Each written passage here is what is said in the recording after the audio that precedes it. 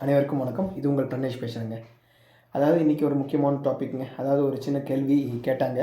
அதாவது உளவியல் காரணம் ஏதோ ஒன்று இருக்கா முக்கியமாக பிரஸ்ட் ஃபீடிங் சம்மந்தமா அப்படின்னு ஒரு கேள்வி கேட்டாங்க. அதாவது பிரஸ்ட் ஃபீடிங் தாய்ப்பால் கொடுக்கறதுல உளவியல் காரணங்கள் என்னென்ன இருக்குது, உளவியல் ரீதியாக என்னென்ன முக்கியத்துவம் இதில் இருக்குதுன்னு கேட்டாங்க.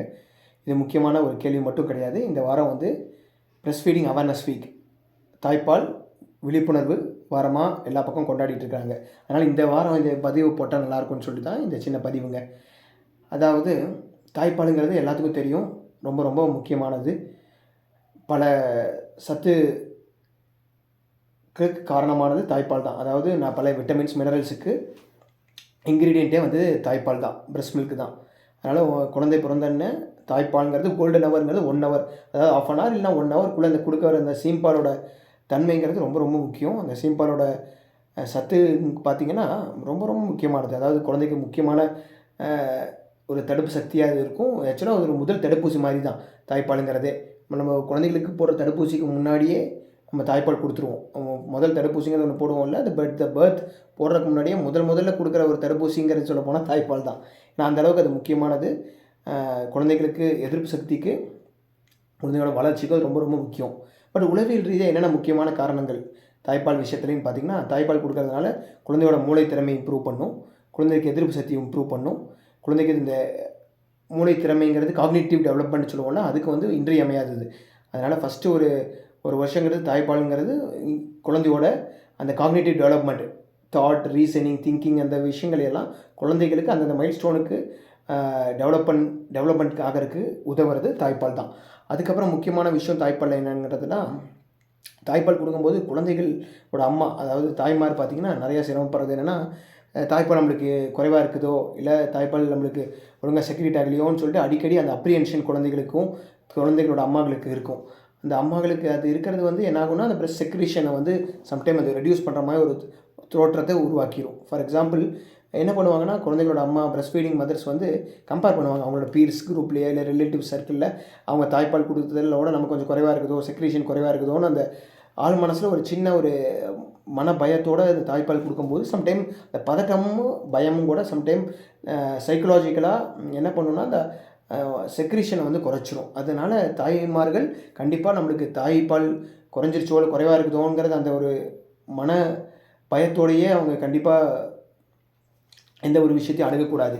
ஏன் சொல்கிறேன்னா, முக்கியமாக பார்த்திங்கன்னா தாய்ப்பால் கொடுக்குறதுங்கும்போது குழந்தைகளுக்கு கொடுக்குறம்போது தேவையான அளவு வந்து கண்டிப்பாக தாய்மார்களுக்கு அந்த குழந்தைகளுக்கு ஏற்ற மாதிரி அளவு ப்ரொடியூஸ் பண்ணுறதுக்கு அந்த இயற்கையவே உற்பத்தி ஆக்கிடும். அப்படியே நேச்சுரலாகவே ப்ரொடியூஸ் ஆகிரும். அதில் வந்து நம்மளுக்கு குறைவான செக்ரேஷன் ஆகுதோங்கிற அந்த தயக்கமோ அந்த அப்ரிஹென்ஷனோ அந்த தாய்மார்களுக்கு கண்டிப்பாக அவசியம் கிடையாது. அதே மாதிரி மில்க் செக்ரேஷன் இம்ப்ரூவ் பண்ணுறதுக்குன்னு முக்கியமான 3 காரணங்கள் பார்த்திங்கன்னா, ஒன்று அடிக்கடி கொடுக்க தான் அந்த குழந்தைகள் வந்து அந்த அம்மாவை வந்து அடிக்கடி அம்மாட்ட தாய்ப்பால் குடிக்க தான் அந்த சக் ரிஃப்ளெக்ஸ்ன்னு சொல்லுவோம். அதாவது திருப்பி அது தாய்ப்பால் குடிக்க தான் தாய்ப்பால் நல்லா ஊற ஆரம்பிக்கும். அதனால் அடிக்கடி கொடுக்கும்போது கண்டிப்பாக தாய்ப்பால் நல்லபடியாக ஊறும். அதே மாதிரி ஸ்கின் கான்டாக்ட், அதாவது கங்காரு கேர்ன்னு சொல்லுவாங்க. அதாவது குழந்தைகளுக்கு வந்து இந்த குழந்தைகளும் அம்மாவும் கிட்ட தாய்ப்பால் கொடுக்குற முறையும் பார்த்திங்கன்னா, 2 ஸ்கின் அம்மாவோட தோலும் குழந்தைகளோட தோலும் ஸ்கின் கான்டாக்ட் ஆகும்போது அதில் ஒரு ஸ்கின் ரிசப்டாரில் ஒரு சேஞ்ச் நடக்கும்போது என்ன ஆகும்னா, அந்த ஹார்மோன் சுரப்பிகள் எல்லாம் கொஞ்சம் ஸ்டிமுலேட் பண்ணி அம்மாவுக்கு அந்த மில்க் ப்ரொடியூஸ் பண்ணுற அந்த ஹார்மோன்ஸை வந்து நிறையா சுரக்க வைக்கும். ஃபார் எக்ஸாம்பிள் மில்க் செக்ரீஷன் ஆகிற முக்கியமான ஹார்மோன் பார்த்திங்கன்னா ஆக்சிடோசின்னு சொல்கிற ஹார்மோன். அந்த ஹார்மோன் செக்ரீட் ஆகிறதுக்கு அந்த ஸ்கின் கான்டாக்ட் அம்மாவும் அந்த குழந்தைகளை பக்கத்தில் வச்சு நம்ம கொடுக்கும்போது அந்த ஸ்கின் கான்டாக்டே வந்து it will help you to improve the milk secretion. அதனால் அடிக்கடி கொடுக்குறதும் நல்ல ஸ்கின் கான்டாக்டோட அம்மாவுக்கு பாலை குழந்தைங்களுக்கு கொடுக்குறதும் ரொம்ப ரொம்ப இன்றியமையாதது. இன்னொரு 3வது விஷயம் நான் ஃபஸ்ட் சொன்ன மாதிரி தான், எந்த காரணத்துக்கு ஒன்றும் நம்மளுக்கு மில்க் செக்ரீஷன் குறைவாக இருக்குதோன்னு அந்த தயக்கத்தோடு கொடுக்காம the mother should be self confident, ஒரு மன தைரியத்தோடையும் அதே மாதிரி நம்பிக்கையோடையும் கான்ஃபிடென்ட்டாகவும் கொடுக்கணுங்கிறது ரொம்ப அவசியம். அப்போ தான் நம்பிக்கையோடு நம்மளுக்கு தாய்ப்பால் நல்லா ப்ரொடியூஸ் ஆகுது, குழந்தைக்கு தேவையானது புரத சத்துகள் எல்லா சத்துமே அந்த குழந்தைகளுக்கு நல்லபடியாக கிடைக்குது, நம்மளோட மில்க் செக்ரேஷன் குழந்தைய நல்லபடியாக பார்த்துக்குதுன்னு அந்த நம்பிக்கையோடு அம்மா இருக்கும்போது மில்க் செக்ரேஷன் ரொம்ப ரொம்ப நல்லா இருக்குங்க. இந்த 3 விஷயத்தையும் இந்த பிரஸ்ட் ஃபீடிங் மதர்ஸ் கண்டிப்பாக கன்சிடர் பண்ணிக்கணும். அதே மாதிரி உளவியல் என்ன இன்னொரு முக்கியமான விஷயம்னு பார்த்தீங்கன்னா, அந்த பிரஸ்ட் ஃபீடிங் மதருக்கு பார்த்தீங்கன்னா, அந்த ஆக்சிடோசின் சொல்கிற அந்த செக்ரீஷன் ஹார்மோன்ஸ் நல்லா செக்ரீட் ஆகிறனால அம்மாவுக்கு ஒரு விதமான ஒரு யூஃபோரியா, அதாவது சென்ஸ் ஆஃப் வெல்பீயிங் கிடைக்கும். சென்ஸ் ஆஃப் வெல்பீயிங்னா மனசு அமைதியாக இருக்கிற மாதிரி ஒரு ஃபீல் கிடைக்கும். அதனால தான் பார்த்தீங்கன்னா, குழந்தைக்கு தாய்ப்பால் கொடுக்குற அந்த மதருக்கு பார்த்தீங்கன்னா, அம்மாவுக்கும் அந்த குழந்தைக்கும் ஒரு நல்ல ஒரு கனெக்டிவிட்டி, அதாவது நல்ல ஒரு பாண்டிங் டெவலப் ஆகிற காரணம் அந்த ஹார்மோன் பண்ணுற விஷயங்கள் தான். ஏன்னா அந்த குழந்தைகளும் அம்மாவும் நல்ல ஒரு இணக்கமாக இருக்கிறதுக்கு காரணமே ஆரம்ப காலத்தில் நல்லா பிரஸ்ட் ஃபீட் பண்ணுற மதர்ஸோட அந்த பிரஸ்ட் மில்க் கொடுக்குற அந்த தன்மை தான்.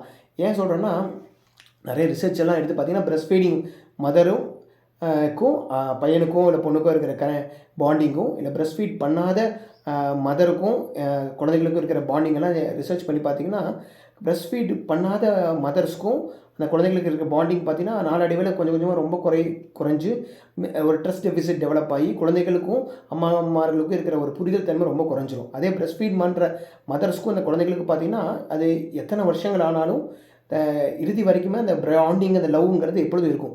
நீங்களே பார்த்துருக்கலாம், எப்பொழுதுமே பசங்களாக இருந்தாலும் சரி பொண்ணுங்களாக இருந்தாலும் சரி அம்மா கிட்ட ஒரு தனியாக ஒரு லவ் அண்ட் அஃபெக்ஷன் இருந்துகிட்டே இருக்கும். அதுக்கு காரணம் இந்த பிரஸ்ட் ஃபீடிங் பண்ணுறது ஆரம்ப கட்டத்தில் 1 வருஷமோ இல்லை 2 வருஷமோ அந்த பிரஸ்ட் ஃபீட் பண்ணுற அந்த ஸ்டேஜஸில் பார்த்திங்கன்னா ஒரு இனம் புரியாத ஒரு பாண்ட் டெவலப் ஆகுது. அதுக்கு நாங்கள் பயாலஜிக்கல் ரீசன் சொல்கிறது பார்த்திங்கன்னா, இந்த ஆக்சிடோசின்னு சொல்கிற அந்த ஹார்மோன் வந்து ஒரு விதமான பாண்டிங் அம்மாவுக்கும் அந்த குழந்தைக்கும் நடுவில் உருவாக்குது. அதனால் அந்த தாய்ப்பால் கொடுக்கறது உடல் ரீதியாக குழந்தைகளுக்கும் சரி அம்மாவுக்கும் சரி, அதே சமயம் மனசு ரீதியாக குழந்தைக்கும் சரி அம்மாவுக்கும் சரி அது ரொம்ப ரொம்ப முக்கியம். அதனால் உடல் நலத்துக்கும் மனநலத்துக்கும் ரொம்ப முக்கியமான இந்த பிரஸ்ட் ஃபீடிங்கை எப்பொழுதும் எல்லோரும் தொடர்ந்து எல்லாத்துக்கும் ப்ராக்டிஸ் பண்ணுறது ரொம்ப முக்கியம். அதே மாதிரி பக்கத்தில் இருக்கிறவங்களோட கசின்ஸ், சிஸ்டர்ஸ் எல்லாத்துக்குமே அந்த பிரஸ்ட் ஃபீட் பண்ணுறது இன்றியமையாத விஷயத்தை எல்லாத்துக்கும் என்கரேஜ் பண்ணுங்கள். பிரஸ்ட் ஃபீட் பண்ணுறதுனால அம்மா மட்டும் இல்லை, குழந்தைகள் மட்டும் இல்லை, இவங்க 2 பேரும் நல்லா இருக்கும்போது அந்த ஃபேமிலியில் இருக்கிற எல்லா மெம்பர்ஸுமே ஹாப்பியாக இருப்பாங்க. ஒரு ஃபேமிலி ஹாப்பியாக இருந்தாவே சொசைட்டியும் சமுதாயமே ஹாப்பியாக இருக்கும். அதனால் பிரஸ்ட் ஃபீடிங்கை கண்டிப்பாக என்கரேஜ் பண்ணுங்கள். குழந்தைகளை நல்லபடியாக வளர்த்துங்க. நன்றி, வணக்கம்.